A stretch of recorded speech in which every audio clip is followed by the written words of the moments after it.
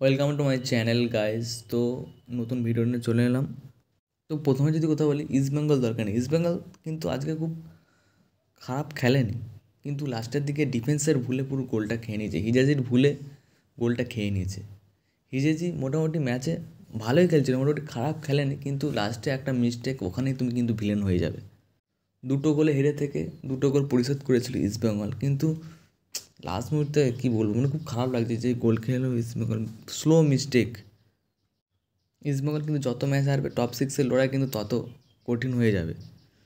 কবে ম্যানেজমেন্ট বিদেশি নিয়ে আসবে তারও কোনো ঠিক ঠিকানা নেই। এতদিন হয়ে গেল, ম্যানেজমেন্ট কী করছে, কোচও আর কী করো, অস্কার বুঝো কিনা আমার কিছু বলার নেই। তো এরপর যদি কথা বলি রাহুল কেপিকে নিয়ে, কেরালা ফ্যান্সের একদম প্রিয় বলতে গেলে রাহুল কেপি, তাকে কিন্তু কেরালা ব্লাস্টার্স সেল করে দিয়েছে ওডিশা এফসিতে।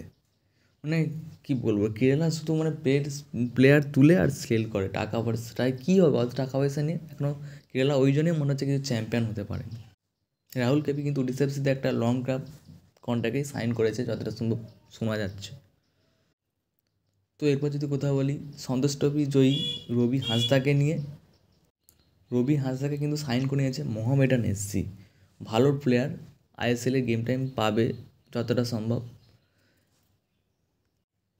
তো এরপর যদি কথা বলি মোহনবাগানের কিন্তু সুখবর, মোহনবাগানের দলে দুই গুরুত্বপূর্ণ প্লেয়ার কিন্তু অনুশীলনে করছেন, ভালো পুরো জন্ম নিয়ে অনুশীলন করছেন। দুই তারকা আছে আপুইয়া এবং আশিক কুরিয়ান।